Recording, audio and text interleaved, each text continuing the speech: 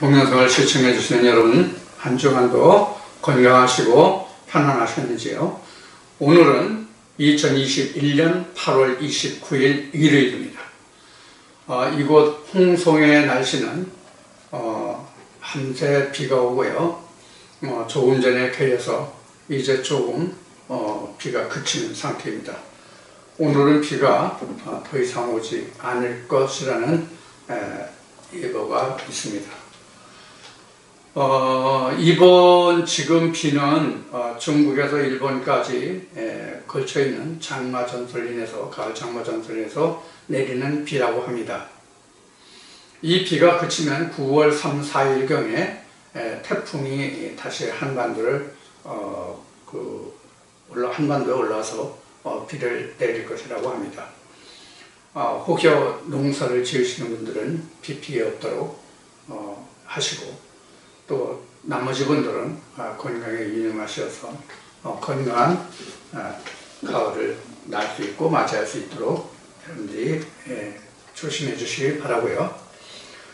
오늘은 여러분들과 함께 지금 보드에 써져 있는 것 같이 내 이름으로 보내실 성령, 요한복음 14장 26절의 말씀으로 여러분들과 함께 오늘 말씀을 나누고자 합니다.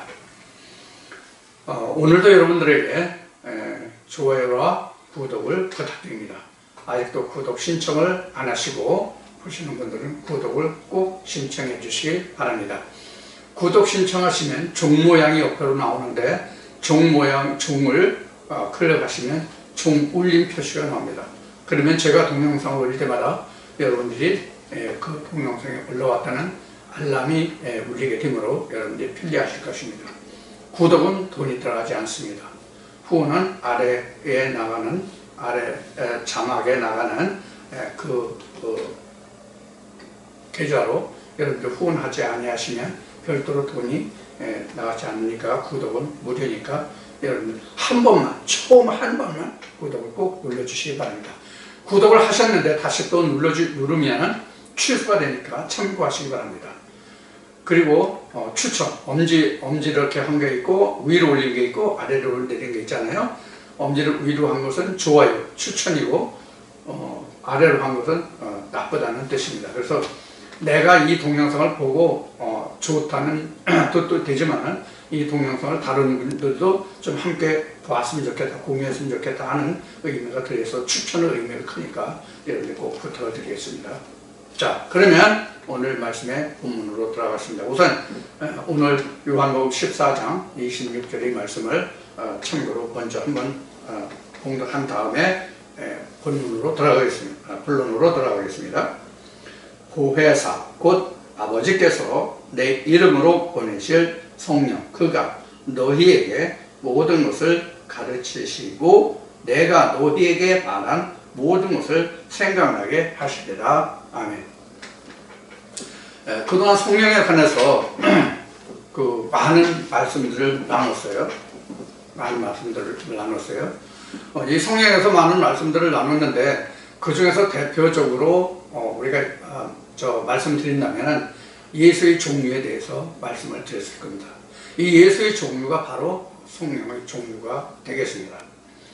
그리고 또 예수를 우상으로 만든다는 예수가 우상이 된 예수라는 주제로 말씀을 나누기도 했습니다. 이것도 성령에 관해서입니다. 이러한 일련의 모든 것들, 사실 성령으로 말한다면 성경 전체가 다 성령이라고 말할 수 있겠죠. 성령, 즉 영생, 생명에 관해서 기록된 말씀이다, 이렇게 말할 수 있다는 뜻이에요. 그래서 우리가 성령 하면 상당한 오해들을 많이 하고 있기 때문에 그동안 제가 성령에 관해서 이러저러한 주제와 다른 여러 말씀들로 여러분들에게 말씀드린 그런 내용이 되겠고, 오늘도 그 일환으로 하는 한 내용일 뿐입니다. 많은 성령 중에서, 성경 전체에서 말하는 성령 중에서 그 하나를 오늘도 지금 요한복음 14장 26절의 말씀을 빌어서 다시 한번 여러분들에게 말씀드리고 있는 것이다 하는 얘기입니다.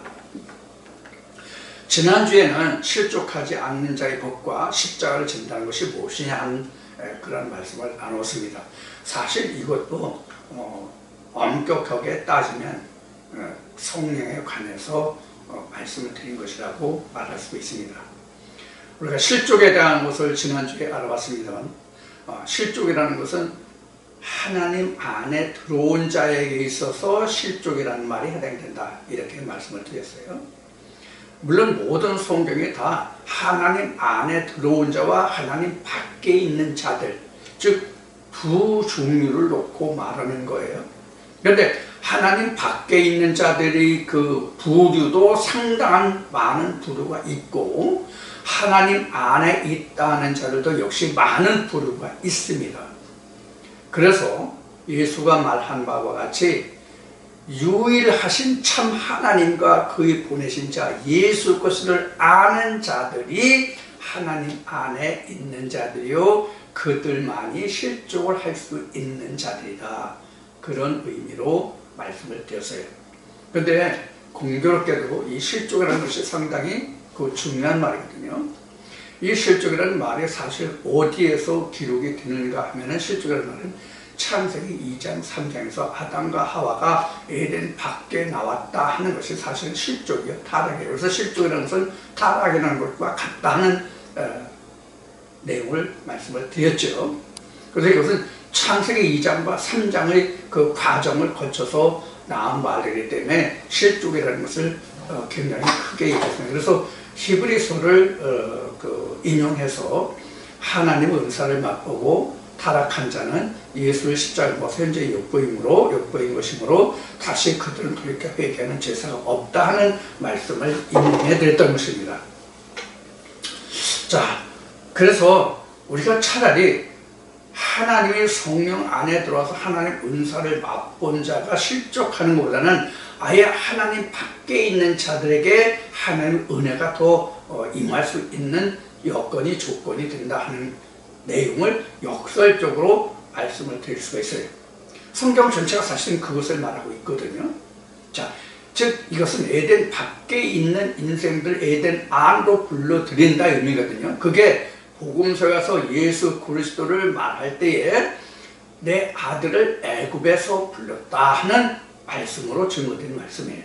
그러니까 실족이라는 말을 우리가 간단하게 세상 일반 교회에서 신학적으로 말하는 교회 다니다가 세상으로 다시 나간 사람들, 또 자기 교회 다니다가 다른 교회 나가면 그 사람 실족했다, 이런 말까지 나오고 있죠. 그래서 당신들이 내 가르침에서 이 교회에서 떠나가면 당신들을 죽어 멸망해 저주받아, 이런 심한 말들을 하는 그런 일부 목사들도 있죠. 자, 이와 같이 어느 교회에 출석하다가 그 교회를 떠나면 실족했다라는 말들을 많이 하고, 또 다른 교회, 지금 말한 것이 다른 교회에 갔어도 그것을 실족했다, 타락했다, 이런 말들을 하죠. 그러나 그것은 엄격히 말하면, 성경적으로 하면 그것은 틀린 말이다, 이런 말씀을 드렸습니다. 그리고 십자가를 진다고 하는 것은 바로 잉태의 고통, 즉 우리가 이미 잉태하지 말아야 할, 즉 우리가 알지 못하고 갖지 말아야 할 그러한 신앙관을 전부 다 해산하는, 벗어버리는 그러한 것이 우리가 십자가를 지는 것이다, 이렇게 말씀을 드렸어요. 그래서 자기 육신이 가정적으로, 환경적으로, 여러 가지 지연, 인연, 학연, 이런 것들로 인해서 신앙생활을 하는 데 있어서 힘든 그런 모습들을 십자가라고 말하는데, 그런 것이 십자가가 아니라 예수 그리스도 하나님의 말씀으로 들어가기 위해서 내가 가져야 할 모든 해야 할 일들이 그것이 십자가다, 이런 말씀을 지난주에 드렸습니다. 자, 그러면 오늘은 지금 보드에 써져 있는 바와 같이 요한복음 14장 26절의 말씀으로 아버지께서 내 이름으로 보내실 성령에 관해서 오늘 말씀을 나누도록 하겠습니다. 자, 우리가 이 성령이라고 하는 것에 대해서 그동안 여러 번 말씀을 드렸기 때문에 여러분들 좀 식상하실 수도 있고 또 이제 귀에 못이 박히고 딱지가 앉을 정도의 그런 정도의 많은 말씀을 드렸기 때문에 오늘도 똑같은 얘기를 하려고 하는가 보다 이렇게 생각하실 수 있겠지만 언제나 제가 청취자분들에게 이 동영상 시청자분들께 부터의 말씀드린 것 같이 제가 증거해드리는 이 말씀에 대해서는 여러분들이 끝까지 정말로 마음을 집중해서 들으시지 않으시면 제가 여러분들에게 증거하고자 하는, 여러분들에게 말씀드리고자 하는 그 본 내용을 놓칠 수가 있습니다. 즉 표면적으로 흐를 수가 있다는 겁니다. 자, 그래서 오늘도 제가 드리는 이 말씀을 통해서 여러분들이 깊은 이해심을 가지고 또 인내력을 가지고 좀 끝까지 들으셨으면 고맙겠습니다. 자, 그러면 지금 요한복음 14장 26절의 말씀을 보면 예수가 제자들에게 이제 고백을 합니다. 자기가 이제 곧 십자가에 달려서 죽을 것을 예지하고 제자들에게 이 말씀을 하고 있는 내용이죠. 그래서 예수가 내가 아버지께로 간다. 그럼 너희들이 염려 근심하지 말라. 너희가 하나님을 믿으면 나를 믿으라. 이런 말씀으로 요한복음 14장에서 이제 시작을 해서 지금 26절에서는 내가 아버지께로 가면 아버지께서 너에게 성령을 보내실 것이다. 근데 그것이 보혜사다. 그럼 그 보혜사가 뭐냐 하는 것에 대해서 지금 하시는 말씀 중에서 지금 그 1편으로 그 한 일부분으로 지금 요한복음 14장 26절의 말씀을 여러분들과 함께 본 내용과 같습니다. 자, 근데 보혜사 곧 아버지께서 내 이름으로 보내실 성령 이렇게 되어 있어요. 자, 그래서 제가 이미 앞에도 말씀을 드렸지만 예수의 종류에 대해서 말씀을 드렸죠. 예수가 상당히 많단 말이에요. 우리가 표면적으로 우리가 세상적으로 우리가 생각을 하지 않고 그냥 무심결에 무심하게 들으면 다 똑같은 예수로 우리가 말하고 그렇게 듣고 알고 있지만 사실 성경으로 보면 많은 예수들이 있거든요. 많은 예수들이.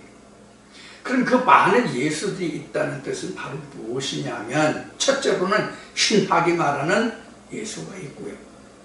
신학이 말하는 예수가 있고요. 그 다음에는 성경이 말하는 예수가 있단 말이에요. 자, 그럼 성경이 말하는 예수는 어떤 예수예요? 성경이 말하는 예수도 두 가지로 말할 수가 있어요. 그 하나는 2000년 전에 예수 그리스도가 유대 땅에 왔던 그 예수가 성경이 말하는 예수의 하나가 될 수 있고요. 또 하나는 진짜 예수가 말하는 같이 창세전에 아버지와 함께 하셨던 그 영화로 존재하는 예수가 있고요. 이렇단 말이에요. 그런데 성경상에 표면적으로 드러난 예수가 성경에서 말하는 예수와 신학에서 보는 예수가 또 다르단 말이에요. 이런 것을 우리가 방금 말씀드린 것이 아무런 생각 없이 들으니까 그 예수가 그 예수 아니냐 이렇게 말할 수가 있거든요. 그러면 성경이 말하는 예수는 무엇이냐면 창세전에 아버지와 함께 했던 예수가 진짜 예수거든요. 그런데 신학으로는 어떤 예수를 성경이 말하는 예수라고 지금 알고 있고 그렇게 전하고 있어요. 2000년 전 유대 땅에 왔던 그 예수를 성경이 말하는 예수로 생각하고 있단 말이에요. 그러나 우리는 한 차원 더 올라가서 아버지와 함께 했던 그 영화로심이 뭐냐 하는 것을 우리가 이해하지 않으면 안 돼요. 자, 지금 요한복음 14장이죠. 그럼 요한복음 1장의 말씀을 좀 우리가 오늘 이 말씀을 좀 돕기 위해서 요한복음 1장의 말씀을 좀 보겠습니다. 요한복음 1장 1절부터 보겠습니다. 태초에 말씀이 계시니라. 태초 우리 공부했죠? 태초 공부했죠? 태초에 말씀이 계시니라. 이 말씀이 하나님과 함께 계셨으니. 뭐라고요? 이 말씀이 하나님과 함께 했대요. 이 말씀이 하나님과 함께 계셨으니 이 말씀은 곧 하나님이시다. 그럼 곧 성경은 곧 하나님이라는 뜻이에요. 성경이 곧 하나님이라는 뜻이란 말이에요. 이 말씀은 곧 하나님이라. 그러니까 우리가 그래서 제가 이미 여러 동영상에 어느 말씀 중에 그런 내용이 들었을 거예요. 내가 어떤 목사에게 목사님은 하나님을 만나셨습니까? 만나셨으면 언제 어떻게 만나셨습니까? 이제 이런 질문을 했을 때에 그 질문을 받은 목사가 얼굴 시퍼렇게 달아오르면서 목사한테 하나님을 만났느냐, 언제 만났냐 물어보는 것은 실례다, 이런 얘기를 하더라고요. 그래서 이제 거기서 말을 잘 마무리하고 이제 변명하고 그러고 이제 끝난 적이 있다 하는 말씀을 드린 적이 있는데, 그런 질문을 받으면 우리는 간단하게 말할 수 있죠. 지금은 요한복음 14장 지금 여기에 기록하고 있잖아요. 자, 그런데 지금 이 말씀이 곧 하나님이라 이렇게 되어 있는데, 이 말씀은 하나님인데 이 하나님을 아는 과정에 있어서 어떤 과정이 필요한가 하는 것을 예수가 제자들에게 한 말이 있어요. 어떤 말이냐면 나로 말미암자 그는 아버지께로 올 자가 없다, 이렇게 말했죠. 나로 말미암자 그는 아버지께로 올 자가 없다. 즉 예수가 아니면 하나님을 알게 할 자가 없다는 뜻이란 말이에요. 내가 율법을 폐하려 온 것이 아니라 율법을 온전히 하려 왔다는 말도 했죠. 그러니까 여기에서 예수가 아버지다, 말씀이 하나님이다 라고 하는 것은 그 말씀이 어떤 말씀인가 하면 이미 모세에게 준 십계명이 곧 이 말씀이란 말이에요. 이 말씀이 곧 하나님이란 말이에요. 자, 이것을 좀 확대해서 진 일부에서 우리가 말하면 이 모세가 하나님이고 예수가 그 아들이다, 이렇게 말할 수가 있어요. 여러분 이 말씀이, 이 뜻이 무슨 말씀인지 이해가 되십니까? 우리가 모세하면 율법을 얘기하는데 그 율법은 바로 이 성경 자체가 율법이란 말이에요. 성경 자체가 율법이란 말이에요. 그럼 율법은 우리가 신학적으로 해석할 때는 모세를 통해서 이스라엘 백성들에게 준 그 계명 자체를 우리가 율법이라고 말을 하죠. 율법이란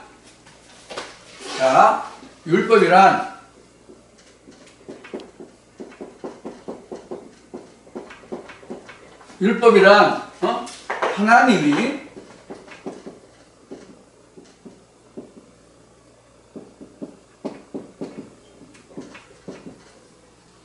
이렇게 해석을 하잖아요. 그래서 율법이란 하나님이 모세에게 준 계명, 즉 그 가장 대표적인 게 십계명이잖아요. 그럼 이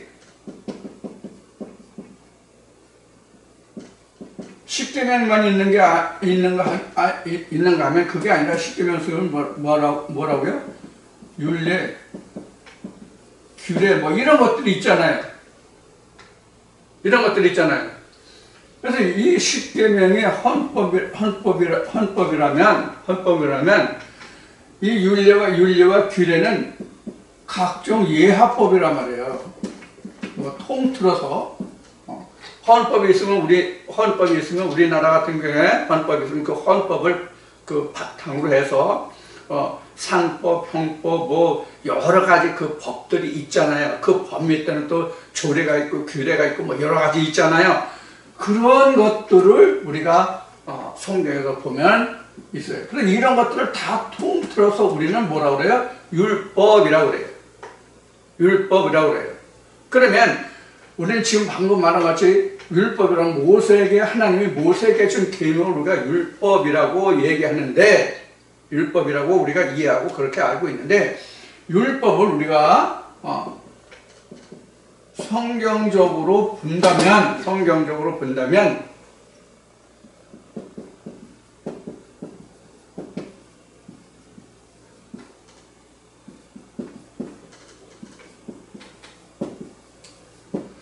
주의 백성에게 준 하나님 법이 바로 율법이에요. 그러니까 주의 백성이 지켜야 할 법이다 그런 뜻이에요. 그럼 우리가 지금 이 이야기를 하는 이유는 어떤 이유세요? 율법하면 우리가 구약이다 이렇게 생각한단 말이에요. 율법이라 하면 우리가 일반적으로 생각할 때 율법은 구약이다 이렇게 우리가 생각하는 그런 잡념이 있단 말이에요. 그런 이미 우리 마음과 몸의 머리에 인식된 율법하면 이건 구약이다 이런 그 의식이 우리 마음속에 있단 말이에요. 그러나 율법 자체는 구약이라는 뜻보다는 하나님이 그 백성들에게 준 하나님의 법이란 말이에요. 하나님의 법. 그런 의미에서는 모든 인간들에게 성경 전체가 구약과 신약을 막론하고 모든 성경이 모든 인간에게 준 하나님의 법, 즉 율법이라 그런 얘기예요. 무슨 뜻인지 이해하셨어요? 자, 그래서 성경 자체가 율법이에요. 성경 자체가 율법이라고요. 즉 하나님의 백성들이 그 규약대로 지켜서 하나님의 생명의 영생에 이뤘던 가난의 창세기로 말하면 이뤘던 에덴 동산에서 내보냄을 받은 그 인생들이 다시 에덴 안으로 들어갈 수 있는 법을 주신 것이 바로 뭐다? 율법이다 그런 얘기예요. 그래서 구약과 신약으로 나눠서 구약은 율법이고 신약은 뭐 진리다 이런 그 이야기를 하고 있는데 신학적으로 이것은 틀린 말이다 하는 얘기예요. 그래서 성경 자체가 우리에게는 율법이에요. 또 우리가 율법을 구약으로 본다면 성경 전체, 구약과 신약 전체를 통틀어서 내가 이 말씀 안에 들어가서 행했던 일이 내가 그 말씀대로 살았던, 즉 율법으로 말하면 내가 그 법대로 살았던 증거, 그 기록이 아니잖아요. 우리 믿음의 선진들이 하나님의 말씀을 통해서 어떻게 살았고 그 결과가 어떻게 됐고 어떻게 일했다 하는 내용이 바로 성경이잖아요. 구약이나 신약이나를 막론하고. 그러면 내게 있어서도 각자 나라는 사람에게 인간에게 있어서도 이 말씀을 이와 같이 내가 받고 알고 깨닫고 그 말씀대로 행해야만 구약과 신약이 내게도 존재한다는 말이에요. 지금 이와 같이 말하는 것은 이와 같은 모든 것을 깨달아 알게 하는 그것이 바로 뭐냐면 아버지가 보내신 성령이라는 뜻이에요. 이런 것을 아는 것이.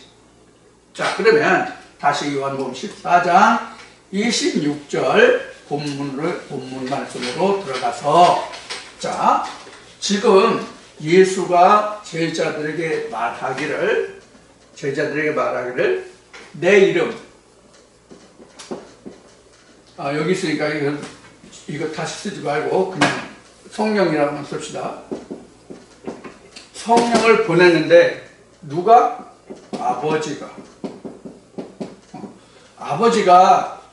아버지가 예수의 이름으로 성령을 보낸대요. 자, 요한복음 14장 26절 다시 봅시다.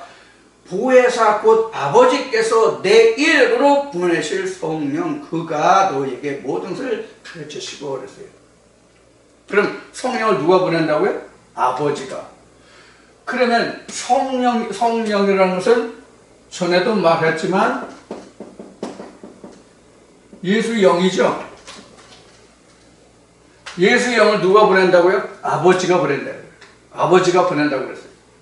그러면 이 영이 예수라면 그 영이 어디 있다는 얘기예요? 아버지 속에 있다는 뜻이잖아요. 그럼 아버지가 뭐예요? 요한복음 1장 1절인가 2절인가? 이 말씀은 곧 하나님이시다. 요한복음 1장 1절 2절 보면 말씀은 하나님이다. 그래 이 말은 무슨 뜻인가 하면 하나님의 말씀 속에 성경의 말씀 속에 무엇이 있다는 얘기예요? 예수가 있다는 얘기고 성령이 있다는 얘기예요. 예수가 곧 성령이라는 거. 그러니까 예수가 성령을 주는 것이 아니라 하나님의 아버지가 성령을 준다는 얘기예요.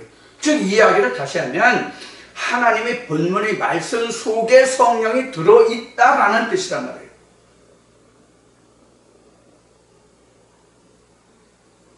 무슨 뜻인지 이해하시죠? 말씀 속에 성령이 들어있다 하는 얘기란 말이에요. 말씀 속에 성령이 들어있다. 아버지가 내 이름으로 보낸다고 그랬으니까. 아버지가 보낸다고 그랬잖아요. 아버지가. 그래서 예수의 종류를 말한 거예요. 예수의 종류를 말한 거라고.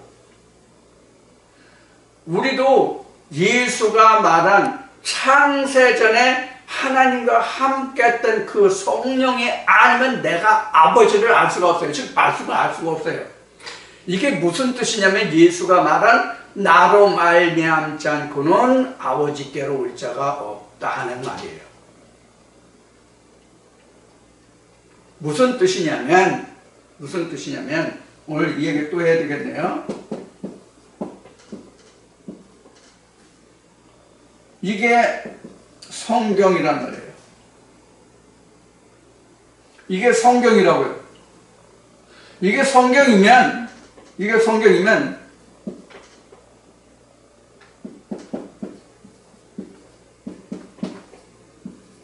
이거는 뭐냐면 예수란 말이에요. 이것으로 본다면 가로의 A 플러스 마이너스 B의 스퀘어는 자승은 성경이라고 말할 수 있고 이것을 풀었으면 A자승 플러스 마이너스 2AB 플러스 B 스퀘어 B자승 이거는 그 답인 예수로 말할 수 있다 하는 얘기예요. 그래서 이것이 율법이 되고 이것이 진리가 된다 그런 뜻이거든요. 그럼 우리는 이 성경이라는 율법을 통해서 그 답인 예수를 그 진리를 찾아낼 수 있느냐 하는 거예요. 그러니까 지금 예수가 말하는 요한복음 14장 26절의 뜻은 아버지가 내 이름으로 보내실 보혜사 성령이거든요. 그러니까 아버지 말씀 속에 이 생명이 들어있으니까 내가 들어있으니까 너는 그 답을 알라 그런 얘기예요. 예수가 주는 것이 아니라 이 성령은 아버지가 준다는 뜻이에요. 즉 본문의 말씀이 계명이 준다는 뜻이에요. 이게 무슨 뜻인지 여러분들 좀 오늘 충분히 확실하게 이해를 하셨으면 좋겠어요. 그래서 이 요한복음 14장 26절에서 예수가 말하고 있는 아버지가 내 이름으로 보내실 성령. 그러니까 예수가 보내는 게 아니라 아버지가 보낸다는 뜻이잖아요, 성령을. 근데 우리는 예수가 성령을 주는 것으로 알잖아요. 물론 복음서의 말씀을 보면 예수가 부활 후에 제자들에게 와가지고 성령을 받으라 하는 말씀을 하시죠. 근데 그 성령은 요한복음 14장에 기록된 바와 같이 예수가 주는 것이 아니라 하나님이 주신다. 아버지가 아들의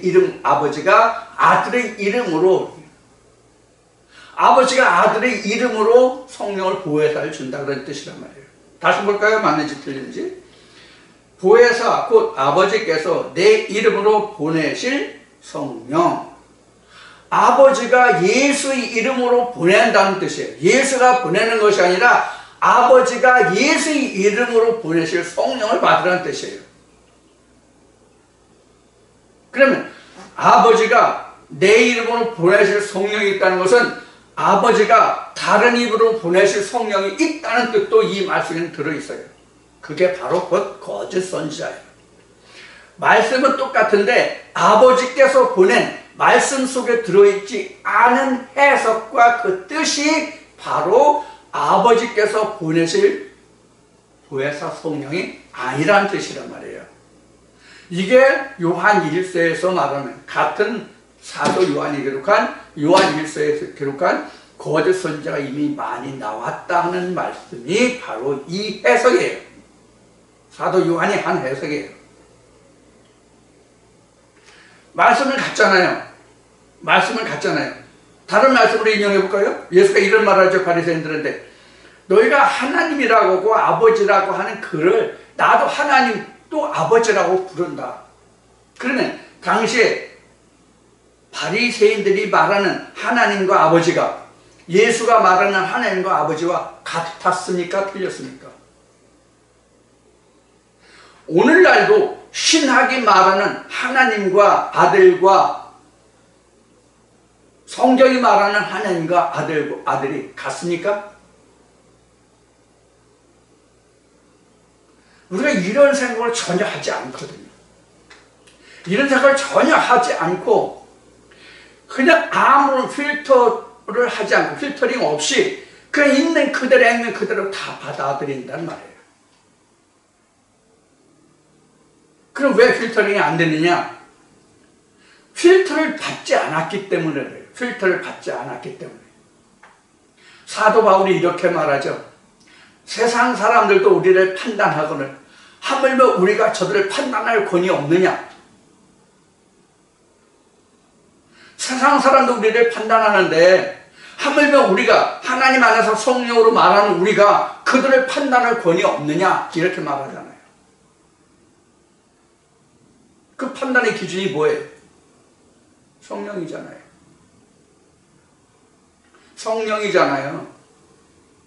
사도 바울이 말한 성령의 그 본체는 뭐냐면 셋째 하늘이 성령이란 말이에요. 셋째 하늘이 성령이라고요.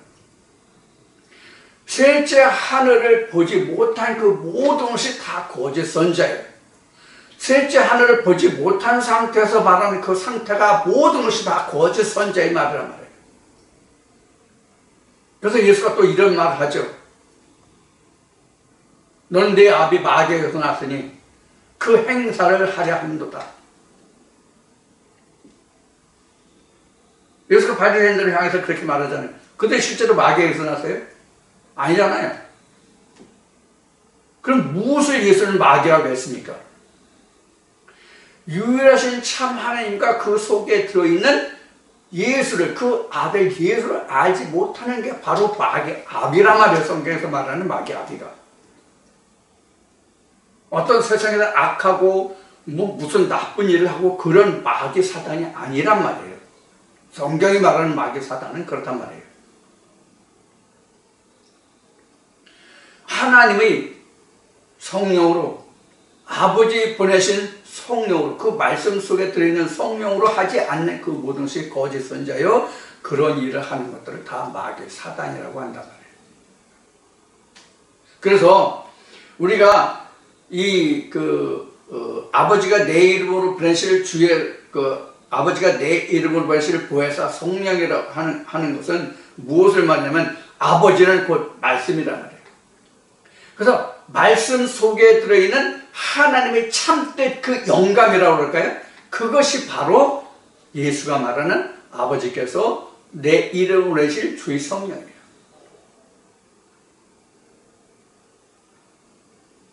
말씀이 주는 영감, 이 영감이라면 상당히 또 이 광범위하게 여러분들이 또 생각하실 수가 있는데, 영감이라고 하는, 제가 말하는 지금 영감이라는 것은 바로 성령의 감동을 지금 영감이라고 말하고 있는 거예요.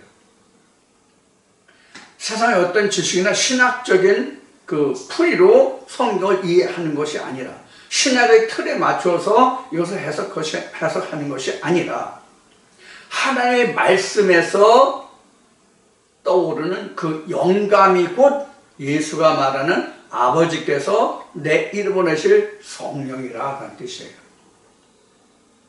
한 예를 들면, 모세가 신광야에서 양을 몰고 양을 치던 중에 그 가시떨기나무에 불이 붙는 것을 보고 그것이 다 없어지지 않고 계속 불이 붙어 있음을 인해서 왜 그런가 하고 그 연유를 알려 하여 그 가시떨기나무 가까이 다가갈 때에 모세는 어떤 음성을 듣게 돼요? 하나님의 음성을 듣게 되죠.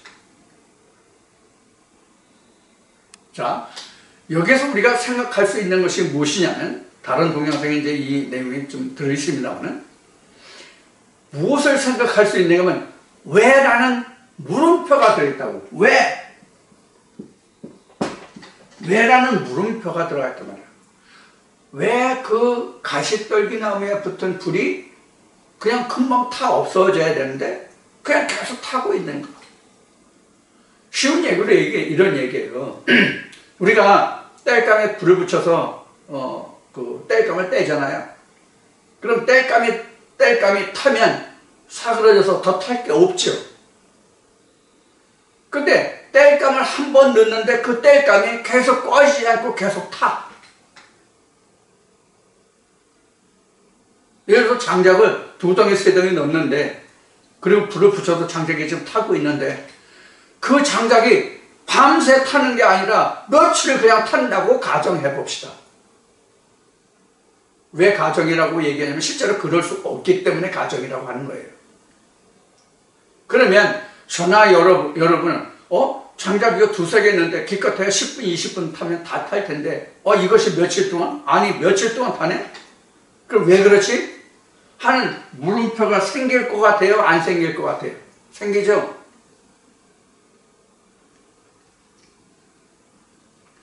지금 한전이 지금 발전이 꺼졌어. 발전기가 지금 꺼졌어요. 고장이 나가지고 꺼졌어요. 그럼 전기가 안 오죠. 가정에 전기가 안 들어오잖아요. 그럼 내가 전기가 안 들어오면 무엇을 할 수 있어요? 지금 세상에?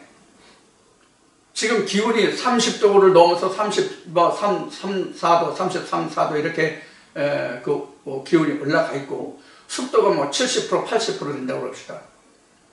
그러면 얼마나 습도가 높아서 더웠고 열기가 나서 땀이 줄줄 흐르겠어요?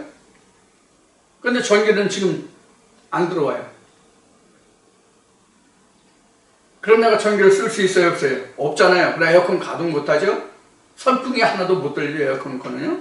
자, 그러면은 우리는 그 더위 속에서 고생을 해야 되겠죠. 그럼 우리는 전기가 언제 들어오나, 어디서 고장나나, 이런 물음표가 생겨요, 안 생겨요? 생기죠? 우리는 말씀을 볼 때 이런 거란 말이에요. 왜 그럴까? 왜 이 성경은 이렇게 표현을 했지? 왜 이런 기록을 했지? 그럼 이게 세상적인 이치로 와서 이렇고 저렇고 할 수 있는데, 그럼 하나님은 이 말씀을 통해서 무엇을 지금 말씀하시고 이것이 왜 이렇게 기록됐지? 하는 물음표가 있어야 된다는 얘기를 그동안 여러 번 했죠. 여기에서 우리는 하나님의 음성을 들을 수 있는 기회가 된단 말이에요. 그래서 모세의 가시떨기나무 예를 든 거예요. 우리 가시떨기나무에 불이 붙어서 꺼지게 하면 안 돼요. 꺼지지 않게 해야 돼요. 이게 무슨 뜻인가 하면 하나님 말씀이 내게서 계속 역사하도록 해야 된단 말이에요. 하나님 말씀이 내 안에서 내 마음속에서 계속 하나님 말씀이 일을 할 수 있도록 해야 된다는 얘기예요. 그게 바로 그 동기가 바로 왜라는 거예요. 동기부여죠. 동기부여라고 해요. QC 학습으로 말하면 이게 동기부여예요. 동기가 없으면, 동기가 부여되지 않으면 다른 일을 할 수가 없어요.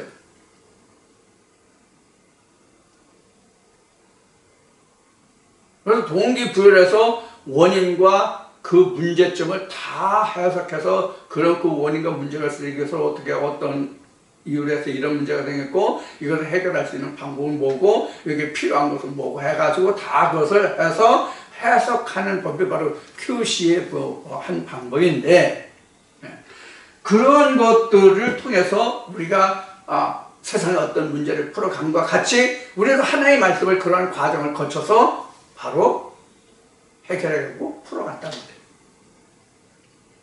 무엇을 의존해서? 아버지 말씀 속에 들어있는 성령을 통해서. 이것을 우리는 이상을 본다, 하나님의 음성을 들었다, 하나님의 빛을 보았다 이렇게 말하는 거예요. 모세가 가시떨기나무에 불이 붙었다는 것도 바로 그런 의미란 말이에요. 요한복음 14장 26절을 다시 말하면 말씀 속에 성령이 들어있다는 뜻이에요. 말씀 속에 성령이 들어있다고.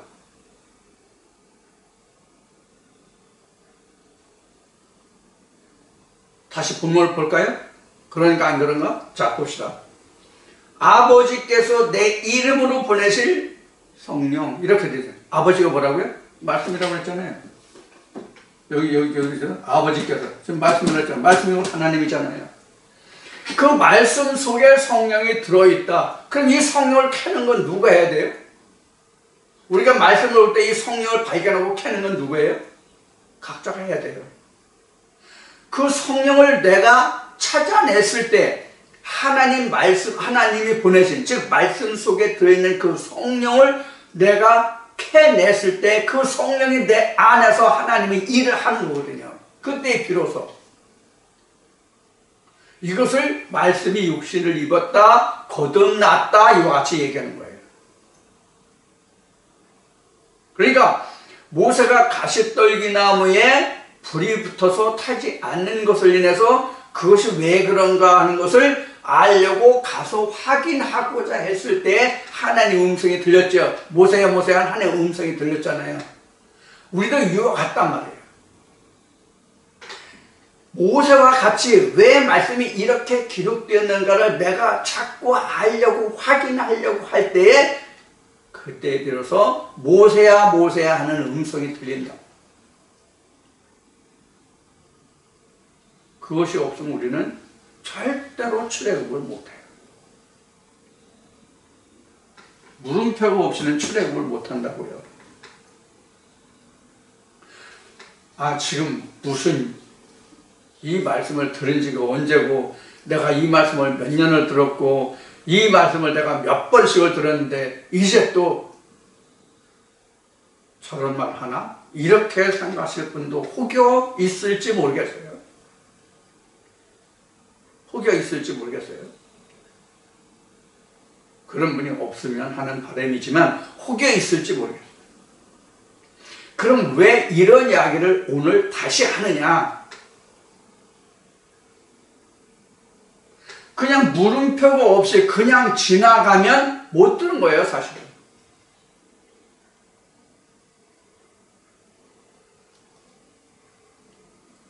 자, 그런데 이제 이 못 듣는다는 표현도 어쩌면 여러분들에게 좀, 참 나는 다 듣는데 저 사람도 오늘 헛소리 하는만 이런 생각을 하시고 그런 말을 하시는 분들도 또 혹여 계실지 모르겠는데 이런 거예요. 내가 이 말씀을 들을 때에 저 사람이 무엇을 이야기하고자 하는지 다 알아듣는다고 해봅시다. 그러면 그 알아듣는다고 할 때에 이미 내 마음에서는 여러 가지 말씀과 생각들이 이미 송사를 했어요, 안 했어요? 송사를 했어요, 안 했어요? 다 했어요. 누구든지 간에 듣는 정도의 차이가 있을 뿐이지 누구나 다 이 말씀을 들을 때에 이 말씀을 들으면서 자기 마음속으로 송사하지 않는 말씀이 없어요. 송사라는 것은 옳고 그름을 비교, 분석, 판단한다는 얘기예요. 내가 전에는 이 말에 대해서 이렇게 듣고 알고 있었는데 지금 저 사람은 이렇게 말하고 그렇게 말하고 저렇게 말하네. 그럼 무엇이 옳고 틀리고 맞는가 옳고 그른가를 자기가 받아들이고 거르고 빼내고 추가하고 하는 것들이 자기 마음속에 듣는 자마다 생긴다고. 이것이 바로 송사예요. 이런 송사가 없이 그냥 이 말씀을 그냥 그대로 그저 그래 맞아 그렇지 이렇게 들으시면은 왜라는 것이 없기 때문에 여러분들이 말씀을 들은 것 같지만 깨달은 것이 아니라는 얘기를 하고자 하는 거예요.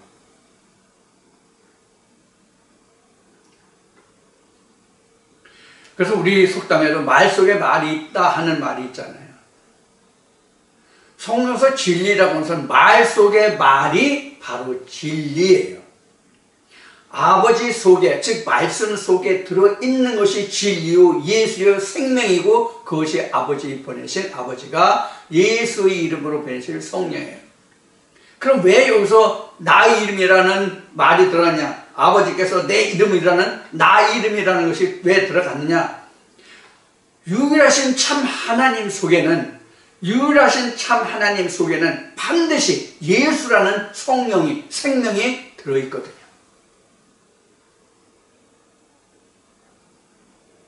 이것을 마태복음 13장에서는 보화를 캐낸다. 감춰진 보화를 캐낸다. 이렇게 말하는 거예요. 이런 의미로 보면 사실 성경 자체가 보화의 밭이죠. 그 보화의 밭이 내게로 오는 것이죠.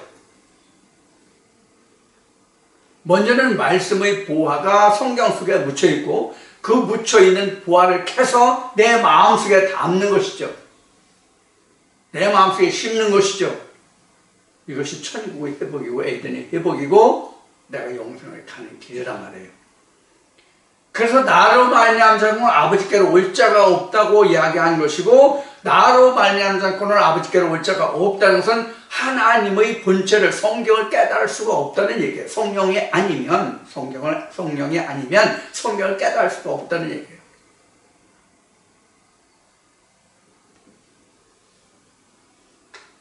신학을 너무나도 제가 많이 이야기하기 때문에 식상하시는 분들도 계실지 모르겠지만 우리가 신학을 하면 신학에 보면은 성경 해석법이 있어요. 과목이 있어요. 성경 해석법이. 성경 해석법에 의해서 성경을 해석하면요. 성경이 전부 복해하고 오해되는 말씀이에요. 그래서 가장 근본적인 것이 많은 신학에서 목회자들이 보고 있는 것이 뭐예요? 주석이잖아요. 주석도 어느 출판사에서 출판한 성경이냐에 따라 주석이 다 틀려. 똑같지 않아. 성경은 하나인데. 즉 성경은 하나인데 문제는 하나인데 답이 똑같이 일어나 주석이 다 틀려.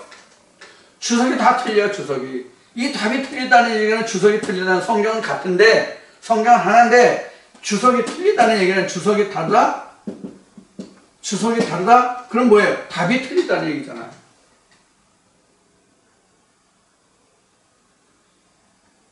그래서 유일하신 참 하나님과 그의 보내신 자를 아는 것이 영생이다 이렇게 얘기한 거예요.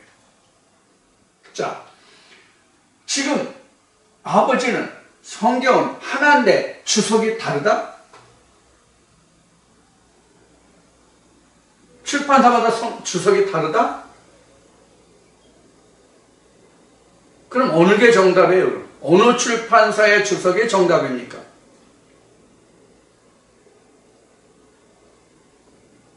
지금 이 성경 하나를 놓고 이 답이 틀리다면 우리가 이제 공부하는 궁극의 목표, 우리나라 그 교육 체계로 봐서는, 교육 제도로 봐서는 이런 공부를 하는 것은 궁극의 목적은 대학교를 들어가고자 하는 거잖아요.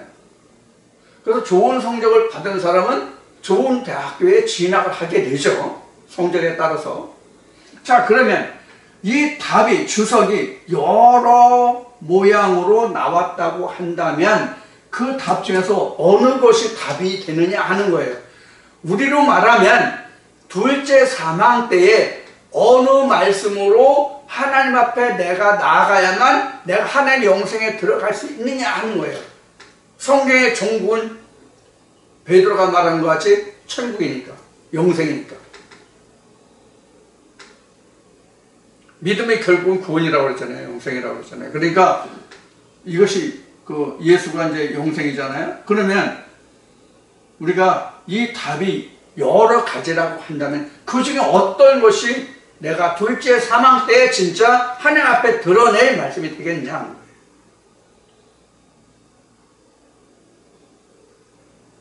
그래서 우리는 지금 요한복음 14장 26절에서 말하고 있는 그 답은 바로 이것을 말하는 거예요.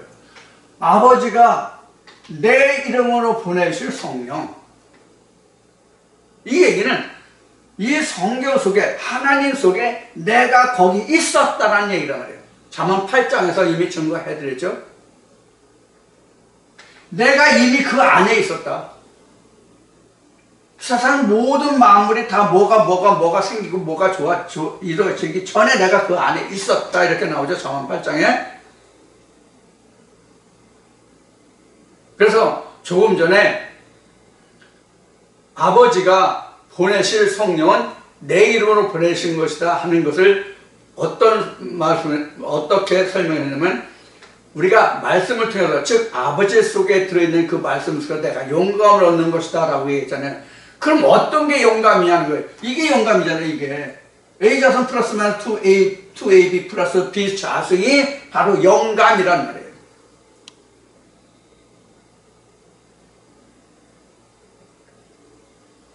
그런데 이것을 예를 들어서 이렇게 얘기합시다.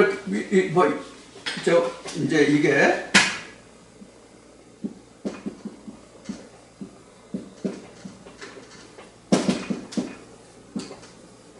이것이 정답이잖아요.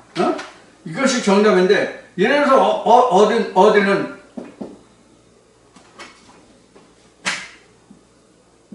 A 큐빅 플러스 마이너스 2ABC 플러스 B 뭐 이렇게도 했고 A상 플러스 2AB까지는 맞는데 여기서 마이너스 B 3승이라고 했다든지 또는 여기서 A 3승 플러스 3ABC 플러스 B 이렇게 뭐 답이 이렇게 나왔다고 그럽시다. 답이 이런 종류로 나왔다고 그럽시다. 그럼 이거 다 뭐예요? 틀린 거잖아요. 틀린 거잖아요. 그러면 아버지께서 내 이름으로 보냈다 그러니까 이게 내 이름이잖아요. 정답. 이게 내 이름이잖아요. 이건 내 이름 아니잖아요. 이거는. 예를 들어서 공식으로 말한다면 이렇단 말이에요. 이러한 것을 우리는 좋게 말하면 비진리고 성경으로 말하면 이게 사단 마귀란 말이에요. 이것이 이렇게 말하는 거 사단 마귀란 말이에요. 이걸 악을 행하는 자들이라고 성경은 증거하고 있단 말이에요. 그러니까 영감이라고 하는 것은 이 속에 하나님 속에 즉 성경 속에 들어있는 그 정답을 아는 것이 곧 뭐예요? 영감이다 하는 거예요. 영감. 뭐 저같이 뭐 나이가 많이 들어서 저 영감, 그 영감이 아니라 영감, 영의 느낌, 영의 깨달음. 이것을 한마디로 말해서 아버지께서 내 이름으로 보내실 주의 성령, 아버지께서 내 이름으로 보내실 보혜사 성령 이렇게 하는 거예요. 아버지께서 내 이름으로 보내실 성령, 이 보혜사, 이 말씀이 요것이 내가 율법을 폐하려 온 게 아니라 성경을 폐하려 온 것이 아니라 성경을 온전케 하려 왔다. 그럼 이것을 온전케 하잖아요. 그런 뜻이 된다는 거예요. 제가 수학 공식을 아는 게 이것뿐이 없어. 이거 아주 뭐 죽을 때까지 계속 써먹을 것 같아요. 여러분들은 많은 수학 공식으로 지식이 많으시니까 많은 수학 공식으로 하나님의 말씀을 이와 같이 예를 들으시면 됩니다. 이와 같은 거예요. 성경은 하나예요. 우리가 보는 게 66권이라고 하지만 결국 이게 한 권이라고. 한 권인데 이 답은 어떻게 돼요? 무수히 많잖아요. 이것만 있어요? 이것만 있어요? 여기 지금 C라는 것이 지금 들어있죠? 여기. C라는 것은 아예 여기에 인자가 없잖아요. 여기는. 인자가 없잖아요. 여기에. 인자. 이런 인자가 아니라 이런 인자가 없잖아요. 지금 여기는. 근데 C라는 것도 들어있잖아요. D라는 것도 들어있고 뭐 다 들어있죠?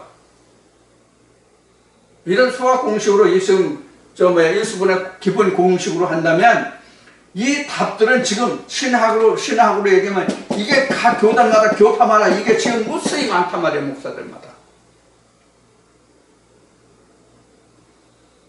성경은 하나인데, 성경은 한 권인데 66권이지만 결국 성경 66권은 다 창세부터 계시록까지 관통되는 말씀이잖아요. 그럼 답도 다 관통되는 말씀이야지. 관통된다는 말은 뭐예요? 지금 인자라는 말은 그 인자가 들어있는 정답이 나와야 되잖아요.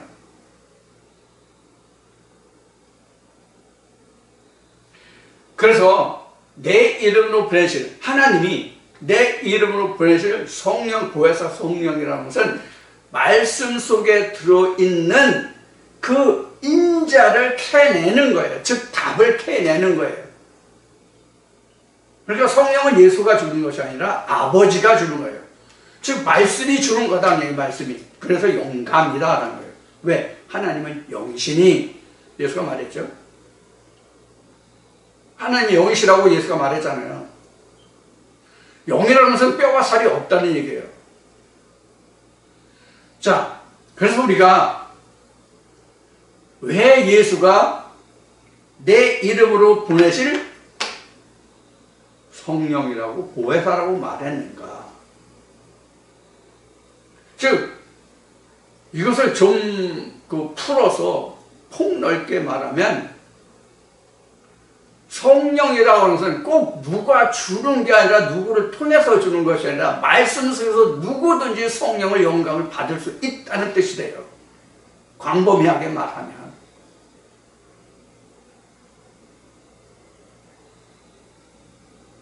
성경을 대하는 누구든지, 성경을 보는 누구든지 물음표만 제대로 물음표가 올바른 물음표를 붙일 수 있다면 그 물음표에 대한 답은 그 사람이 얻을 수 있잖아요. 그게 영감이잖아요.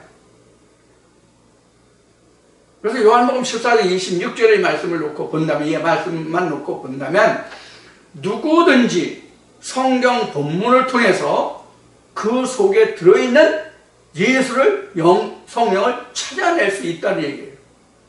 그래서 아버지가 보낸다고 한 거예요. 예수가 보내는 게 아니라 아버지가 보낸다.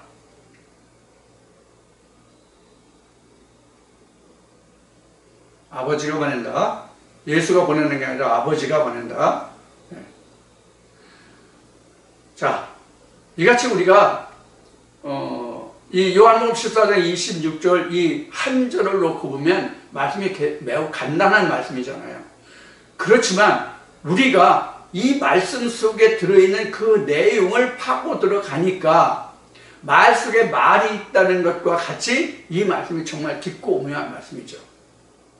에이, 그게 뭐 깊고 오묘해. 그동안 기본적으로 다 알고 있었던 얘기인데 좋습니다. 정말로 그럼 좋은 얘기죠.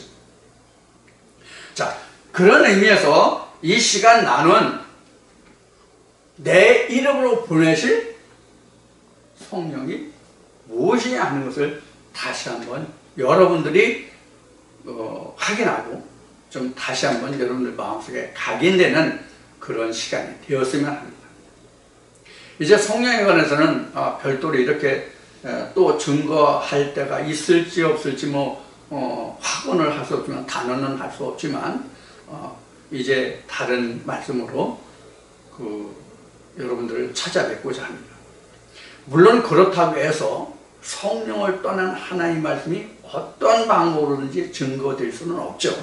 그래서 결국은 다 성령에 관해서니까, 성령 전체는. 즉 영생, 예수에 관해서니까 성령을 떠나서는 말할 수 없겠지만 성령이라는 단어를 그다지 사용하지 않는 방법으로 우리가 성경을 다시 한번 조명해보는 그런 시간이 될 거다 하는 얘기죠. 성령이라는 말로 하지 않고. 자, 그래서 오늘은 요한복음 14장 26절의 말씀을 통해서 아버지께서 보혜사를 보내주는데 아버지께서 내일을 보내실 그 성령이 무엇이냐 것을 이 시간 말씀을 나눴습니다. 여러분들 성령에 관해서 다시 한번 생각해보자는 그런 시간이 되길 바라고 이제 시간이 됐으므로 잠시 쉬었다가 다시 만나 뵙겠습니다. 감사합니다.